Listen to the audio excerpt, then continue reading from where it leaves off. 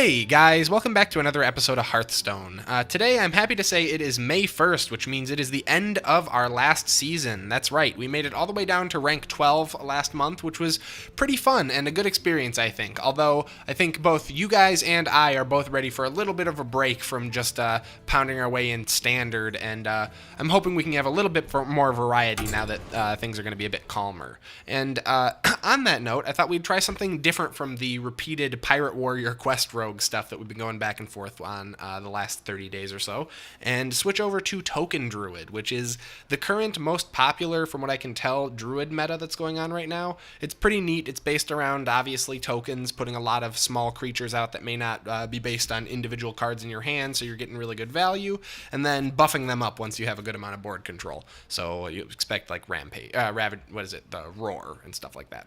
Anyways, let's go ahead and jump in and see how it stacks up at rank 20. Malfurion versus Throne. Alright, so we got a Shaman, and I can't really rely on too much of what we learned last month, because we're back up to ranks 18, 19 again, so we're going to be seeing a lot more variety in play types.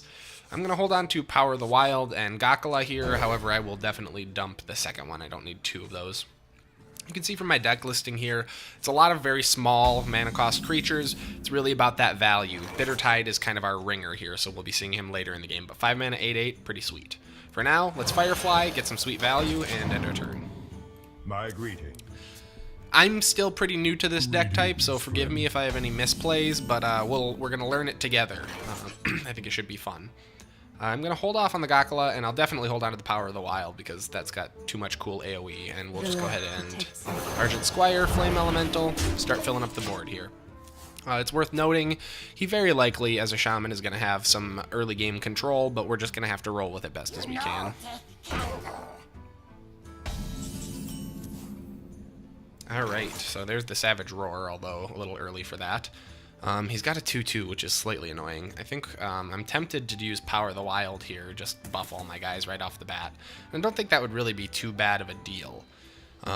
Alternatively, we could Hero Power and take this out and keep all of our creatures. I think I'll do that instead, just for efficiency's sake.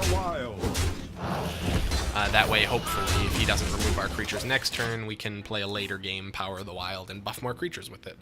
You know, ideally, we can at least get the Crawler out. Although, against a Shaman, it's less likely we'll actually be able to activate the Crawler's ability and destroy a Pirate, but whatever. That's really insurance against our Pirate Warrior bullshit that we were doing for the last month or so. Vicious Fledgling is really good. I'm a big fan of the card, but I don't know how useful it is here. I think Power of the Wild is probably the smart play. Probably Gakala Crawler into Power of the Wild, and then, yeah, we can knock this down without losing any minions. That's definitely what we'll do.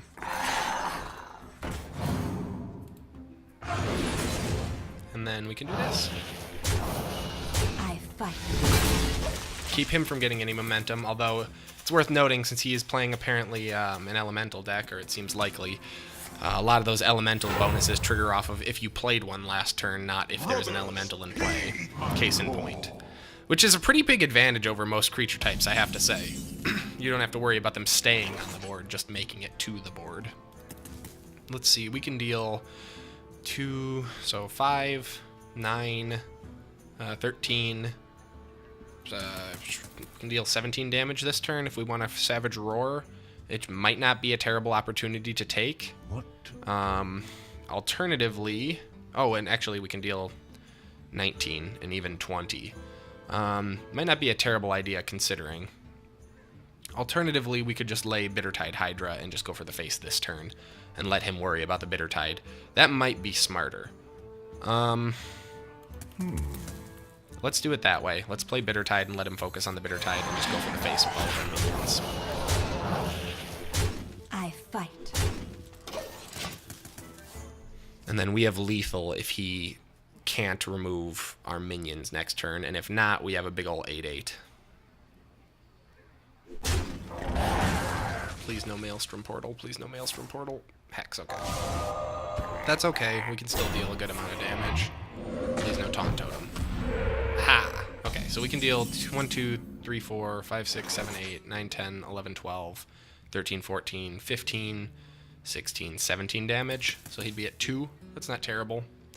Alternatively, we could just lay some more minions. No, I think, yeah, I think what we'll do is we'll lay another minion. We'll set up the board for another minion here. And then we'll Savage Roar and just go for the face here hard. We're out 1 damage because I'm not going to use my hero power, but whatever. I fight. I already like this deck, you guys. This is a really nice change of pace. It feels a little bit more strategic, even though it is also just kind of laying everything and it comes together. But another deck that is very reminiscent of Magic. I feel like the game is finally starting to go more the way of Magic. I don't know if that's because they've just started adding in more and more abilities and stuff, or if that's... Ooh, wow, look at you. Or what exactly is causing it, but I would love a swipe this turn. Oh, hey, we're fine. So, for 5 mana, we can get... Actually, I could Innervate and get an additional 1. Transform your mana crystals into 2/2 minions, but they don't have haste. Oh, but he's just gonna forfeit. Oh, we had lethal. Right, because hero power. Anyways, there's our first victory under the belt for the Token Druid. Probably do another episode of this before we move on to the next deck type, so look forward to that tomorrow if you did enjoy. As always, if you liked the episode, please be sure to like, subscribe, and leave a comment below so that I know. As always, thank you guys so much for watching, and I'll see you guys next time.